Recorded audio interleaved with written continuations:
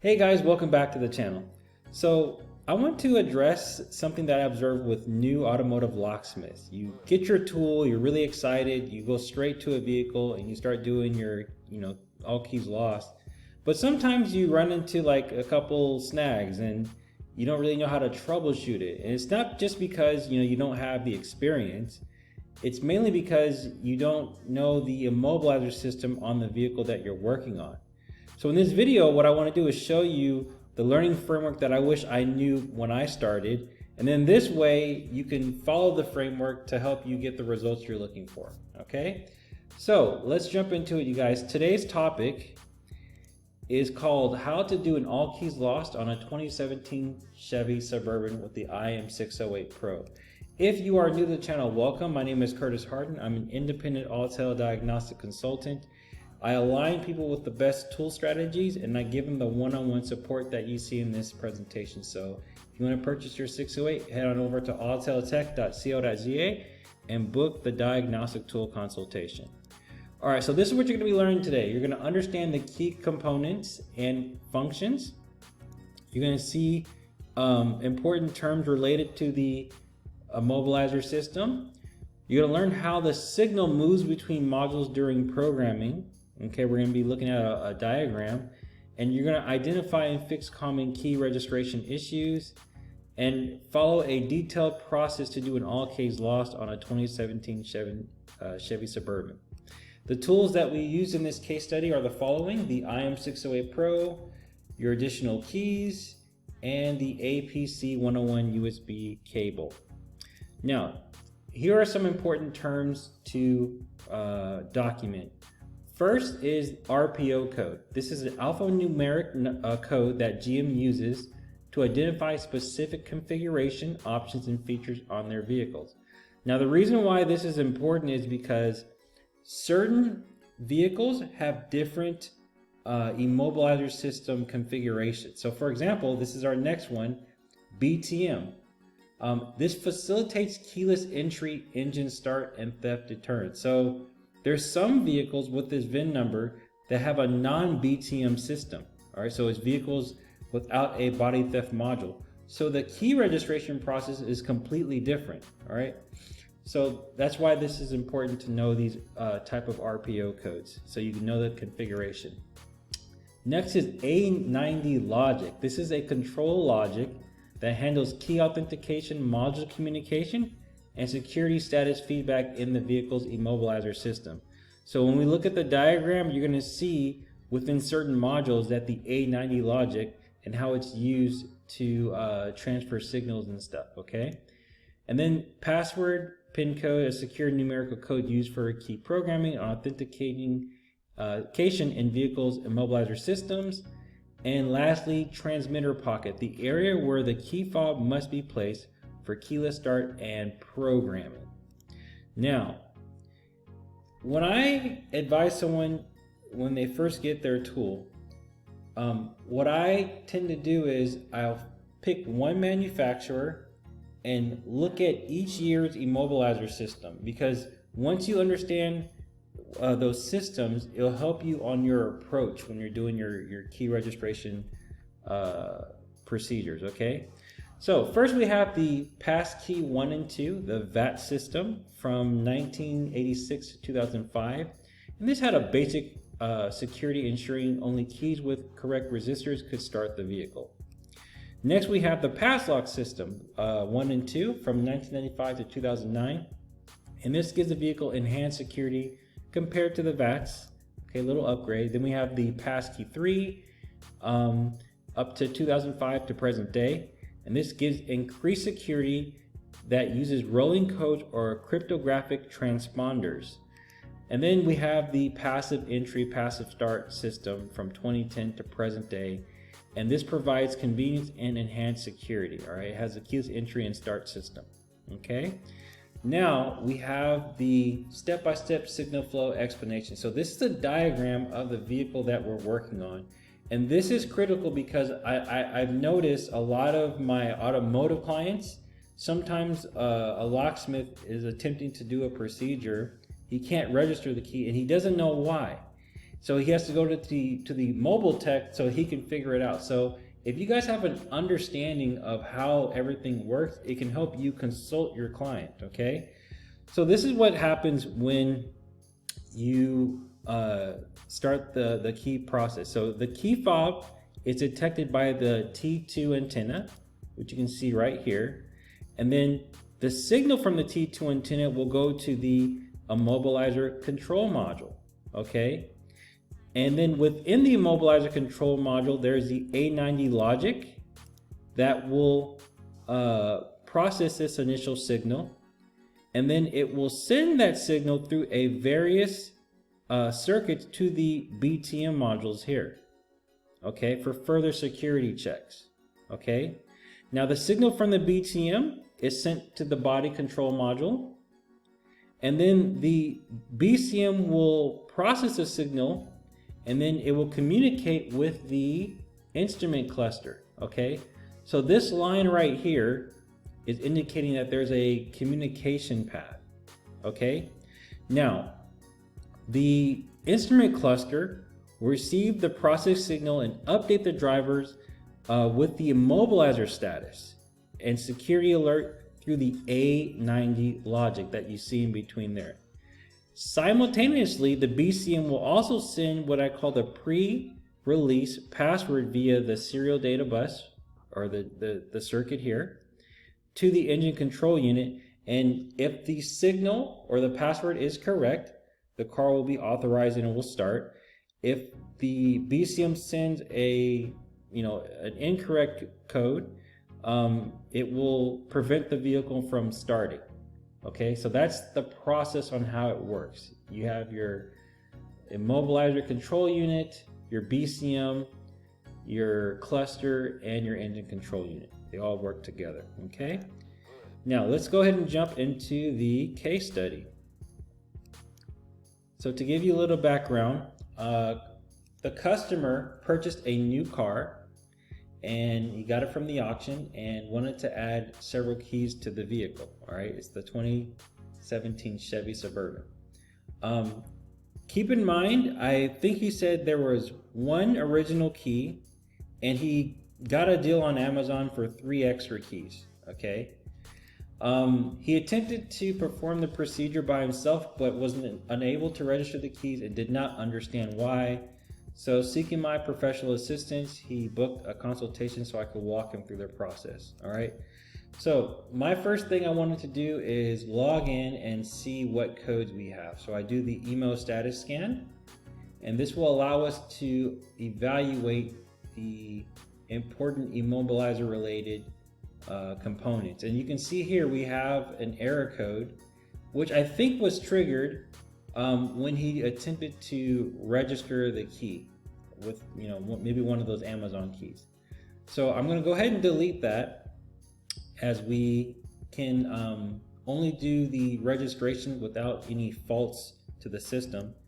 And then the next thing I'm going to do is the all keys lost. Now, he has a working key. The reason why I'm doing the all keys lost is, number one, the risk is very low on this vehicle, and two, I wanted to just start fresh. We'll register the keys subsequently altogether, okay? So here we go. We're going to go ahead and click all smart keys lost, and we're going to just follow the prompts, all right? And it's going to go to 3 steps. It's going to read the PIN, clear the DTCs, and then do the smart key learning process.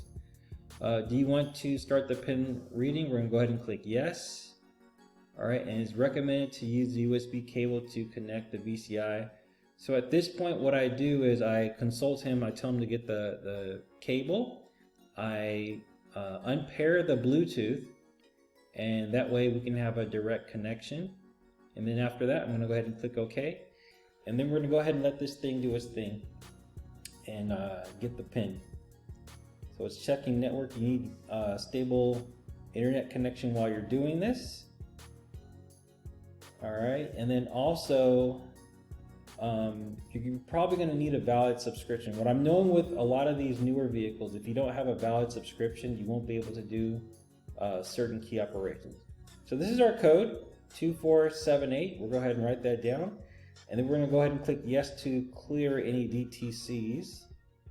All right, so that's going to be cleared. And then we're going to go to our final step. Do you want to start the key learning process? Of course. We're going to go ahead and click yes. And we're going to go ahead and please press the start button once so you can go ahead and manually do that on the vehicle. All right, and then it says place a smart key to be learned into the key slot and take other keys. Okay, so this client is relatively new, and what I told him was this key slot is different on certain vehicles. Okay, so I did the research for him and I wanted to show him where it was. So we have to locate the transmitter pocket. So the transmitter pocket is located inside the center console storage area, which you can see right here, okay? Now the reason why we have to do this is because the key slot allows the system to perform necessary security checks, and this includes verifying the key's unique encrypted value to ensure it matches the stored data in the vehicle's control module, all right? So it's like a security check. And you have to place the key in a certain way, with the buttons facing, like, I think towards the front or something like that, okay? And we have to remove, you know, any other type of keys in the vehicle that would obstruct this process, okay? Now, we're gonna go ahead and continue, okay? So we're gonna click OK, and we're gonna put the 4-digit PIN code 2478, and we're going to go ahead and click enter, click OK, and we have that code. We're going to confirm that, and we're going to just follow the prompt. So this might take some time. I'm going to speed up a couple sections, but there's going to be prompts that are going to ask us to do certain things, and I'll just try to stop it and read it for you guys, okay? All right, so we're gonna go to, all right, what did it say? All right, just blacked out. All right, please press the start-stop button once and then click OK. So I'm waiting for him to do that. Configuring the system, please wait another 10 seconds. All right, and we're gonna, all right, the current key is complete. Complete the key matching. Do you want to match the next key? All right, so we have one key registered. We want to do a second one.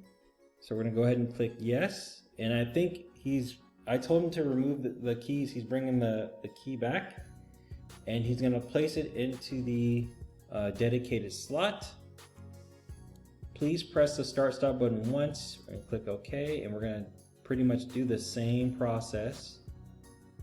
All right. All right, the current key is complete. Do you want to match the next key? All right, so we have 2 keys registered, and please switch the ignition off.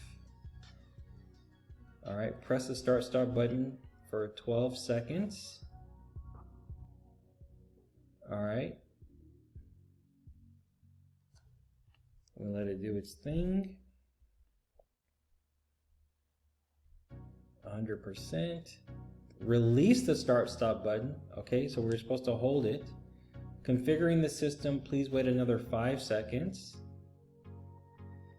Press the start-stop button to turn the ignition until the instrument light illuminates. All right, so he's holding it there. Okay, and we'll let it do its countdown. All right, so we're at 70%, 100%. Okay, and now, oh, we have a failure. Okay, so there's 3, let's say, possibilities why this thing failed. Okay, one could be that there's an underlying condition, maybe that error code that, you know, B2955, that code could have been the issue. It could be the transmitter issue. Okay, maybe, and this happens a lot. A lot of the Amazon keys, they're bad quality, and you know, it might have a faulty key fob. You know, or there could be external interference. Okay, so at this point, what I'm going to do is I'm going to go back, start from the beginning, and see if I can resolve this by attempting to re-register the key. So first, what I want to see is if we have any faults in the system. All right, so we're going to go ahead and follow the prompt. All right, so once we scan, you can see there's no faults in the system. So I said, look, that key that just failed, all right, once I understood it was an Amazon key, I told him to let's use another key instead of that one that failed, because sometimes the batch might have a bad apple in it. All right, so we're going to follow the same instructions, and let's see if we can get a different result. All right, so it's reading the pin. We have the pin. Do you want to start the DTC clearing process? We're going to go ahead and click yes. Do you want to start the key learning process? Yes. All right, so we're going to follow the prompts. Please press the start button once. All right, we're going to put it back into the transmitter pocket. We're going to go ahead and insert the pin code. Click enter. All right, we have the right pin. Please switch the ignition off. All right, configuring the system. We're going to wait 5 seconds. A lot of prompts on this thing. Configuring the system. Please wait 12 minutes. Please press the stop button one time. Another 10 seconds. All right, the current key is complete. Do you want to match the next key? No.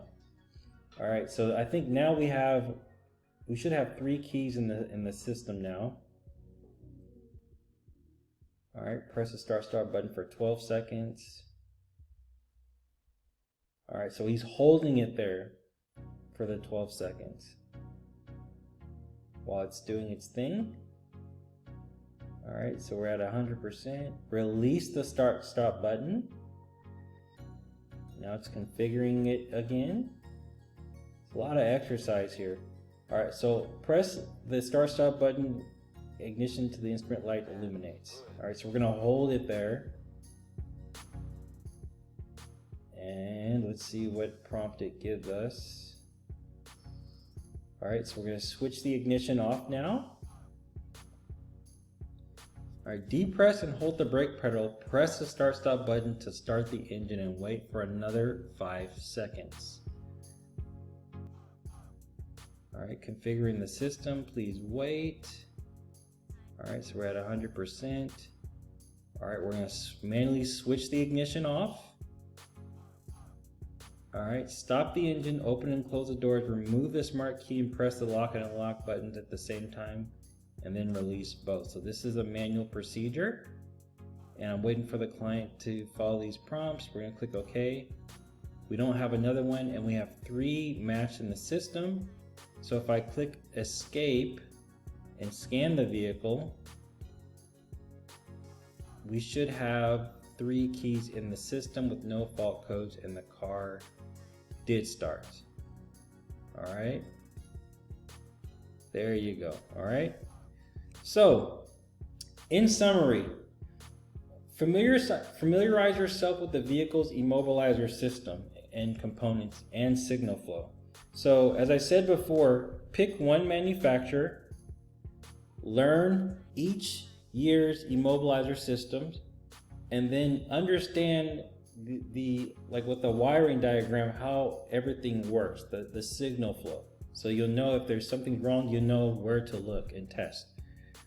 Second, always begin with the emo status scan to identify any fault codes. If you have some hard faults, you won't be able to register the keys to the system. Those certain faults need to be erased. Be cautious about purchasing keys from non-reputable sources. Low quality keys can cause key programming procedures to fail.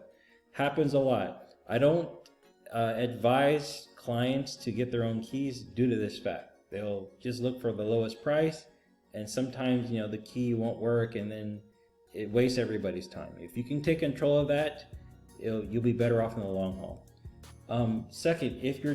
Fourth, if your tool supplier can't support you in these critical situations, you might want to reconsider your choices because you're setting yourself up for missed opportunities.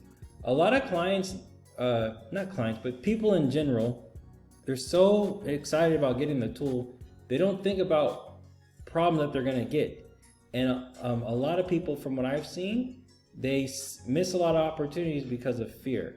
Okay, so if you're going to buy a tool, just make sure the person you're buying it from will be able to help you in these situations so you won't be losing a lot of missed opportunities. Okay, so that's it, guys. Hope you enjoyed this one. It's Mother's Day, so make sure you call your mom. I'm going to do that right now. And with that, I hope you guys have a wonderful week. Take care.